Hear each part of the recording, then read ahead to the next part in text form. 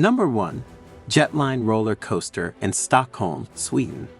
On June 25, 2023, tragedy struck at Gröna Sweden's oldest amusement park. One of the trains on the Jetline roller coaster derailed, partially coming off the tracks while carrying 14 people. Some passengers were thrown off the ride, with witnesses claiming one man had to hang onto the rail before being rescued.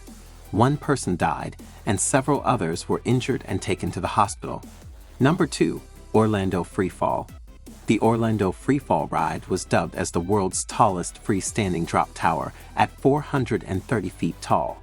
While the Orlando Freefall was dismantled, the Orlando Slingshot, an adjacent ride that was closed as a result, reopened in May 2023. Other amusement parks that have similar rides built by the same manufacturer, like Dollywood's Drop Line in Pigeon Forge, Tennessee, closed their rides temporarily until the proper investigations were completed. Number 3. Terminal Velocity in Lake Delton, Wisconsin. In the summer of 2010, a 12-year-old girl decided to take a leap of faith and hopped on a ride called Terminal Velocity at Extreme World, an amusement park in Wisconsin Dells. The family had traveled all the way there from their home in Florida just for her to try it. The ride worked by dropping participants over 100 feet into a net without the use of any safety harnesses. Horrifyingly, the operator mistakenly released her with no net in place. She fell directly onto the concrete, breaking her back and pelvis and suffering brain damage, along with numerous other severe injuries. Number 4. Ride of Steel in Darien, New York. On July 8, 2011, 29-year-old James Hackemer fell from the Ride of Steel at a Six Flags park in New York. The U.S. Army veteran was a double amputee, losing both legs to an injury during the Iraq War. He was seated in the front row of the ride, and because he didn't have legs to secure under the lap belt, he was violently launched out of the car. Number 5. Ride of Steel. After a thorough investigation, officials ruled that the cause of Hackemer's death was operator error. While the ride was operating normally, Hackemer should never have been allowed on it in the first place.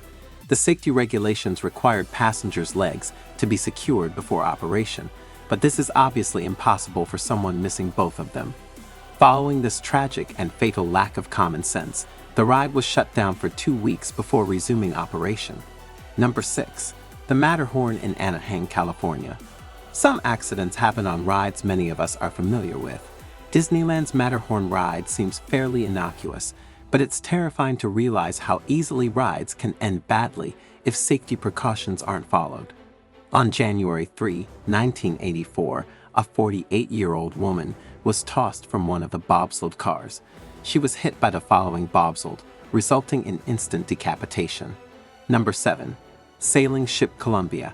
Further investigation revealed that the tie line that was supposed to hold the cleat in place was replaced with a rope made of the wrong material to save money.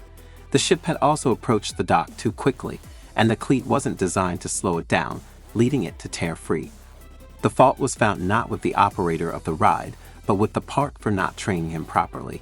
Had he been properly trained, he would have known that the ride procedures were to reverse the ship and reapproach the dock again at a slower pace. The victim's family won an estimated $25 million in a settlement against the park.